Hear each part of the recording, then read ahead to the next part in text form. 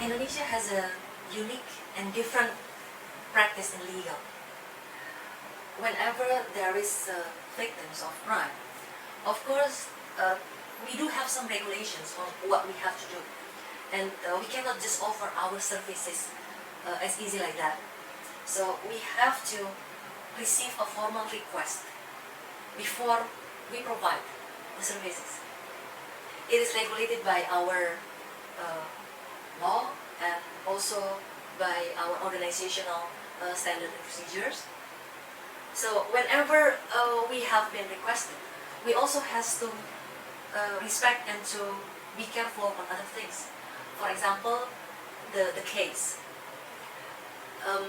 Whenever we help the victim to overcome, we also have some possibility for them to be recovered very soon.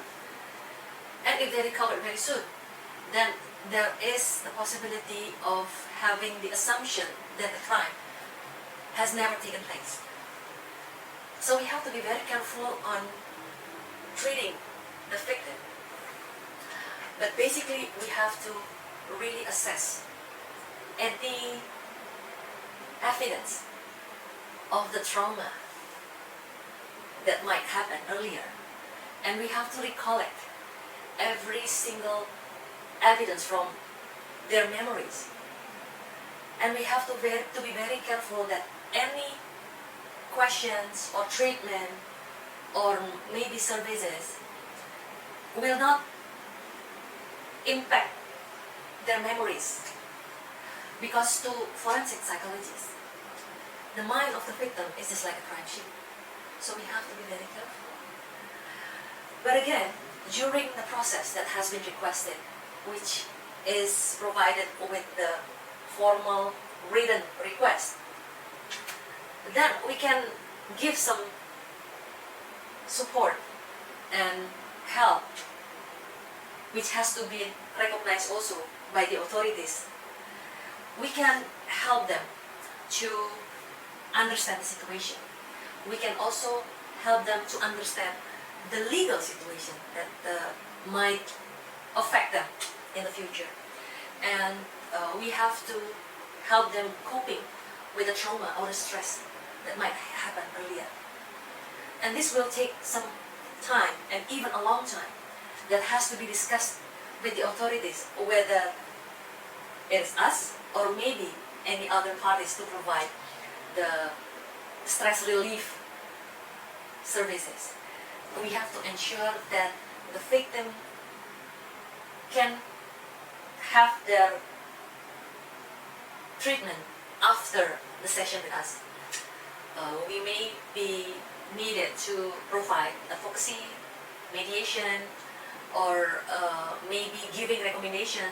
That's why we have to also be ready to provide a formal report and recommendation for the victim.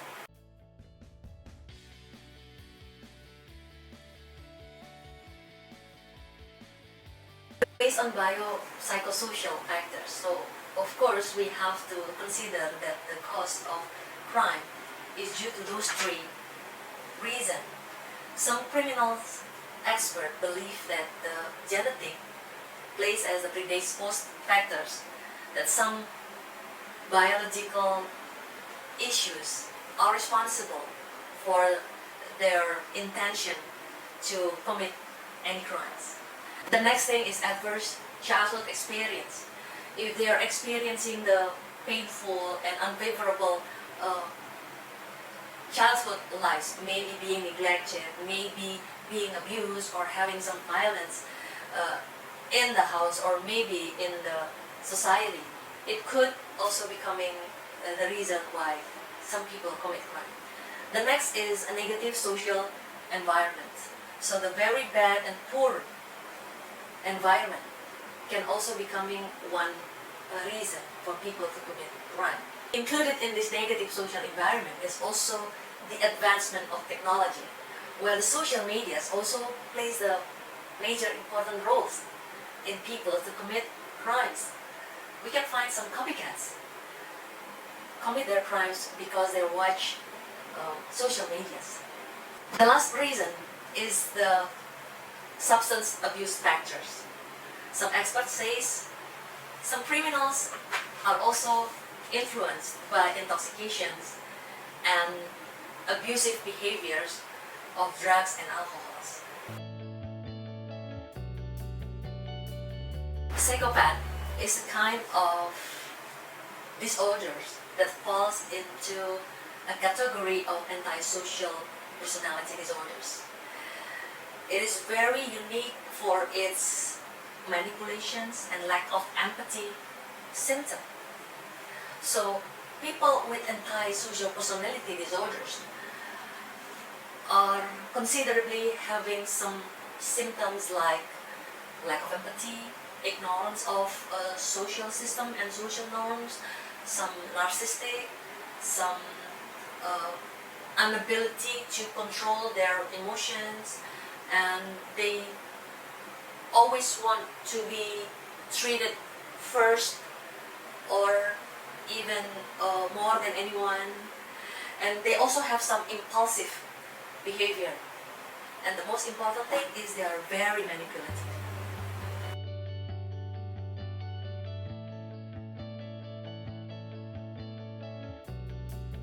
Malingering is an act, not a condition. So it is related to pretending to have some issues or pretending not to be able to do things, to answer or to behave accordingly. So basically, as a clinical forensic psychologist, we have to put this malingering possibility into account, and of course we have to really increase our skills in observation, testing, analyzing, and also make a report. Some of them may exaggerate their feelings, their behavior, their actions in order to gain something or even to escape from the trial.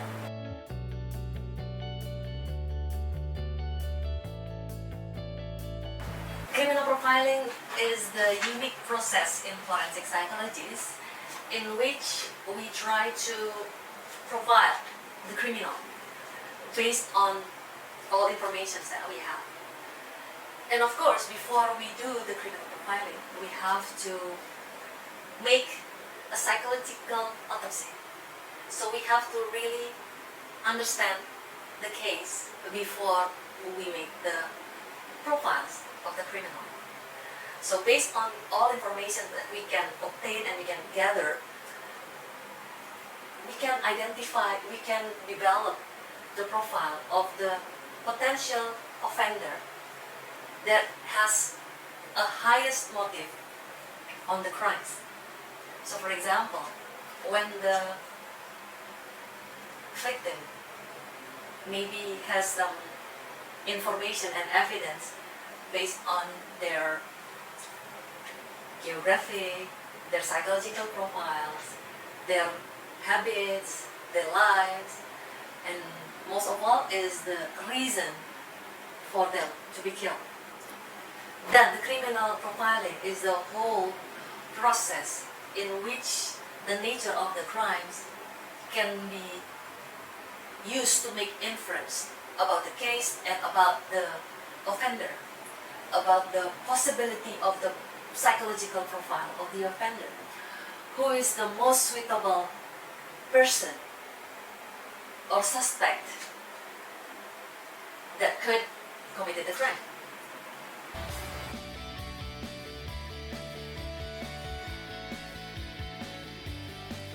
Actually, it is a very unique and memorable experience that I have in the past when I started interested in forensic psychology. At the beginning, I was just a clinical psychologist who are requested to do some assessment or providing some services related to some offenders and victims, but limited in clinical practice. But since the request and the needs at that time was very high, and we were also very fortunate that some teachers in forensic psychology initiate an organization. So I managed myself to join this organization and study a lot from my teachers. And after that, I have to undergo some process to improve my competence. And of course, I have to provide myself with the proper license. Then I need to have certifications on that. So what is not very lucky is that at that time, back then, there were no educational or courses in forensic psychology. But again, within the support of Indonesian Forensic Psychology Association, we can always learn and also being involved in some cases. The most important thing is that we have to have the spirits of never-ending learning, the spirits of wanting to know about everything, about every single thing, being critical. And also we have to be ready to learn a lot from everyone who might help us. And we have to really accept the fact that maybe we have to spend a very long time to learn. What I can see that some of our young psychologists, they just feel that this is an easy process. This is a not so important process to always learn and being involved in the discussion and sharing, and even being involved as a member, not only directly as a sole assessor of forensic psychology cases, but we have to be ready to spend our time, energy, and a never-ending willingness to learn. Thank you for watching these videos. Hope you will find these videos insightful. And let's wait and stay tuned for another clinical and forensic psychology videos.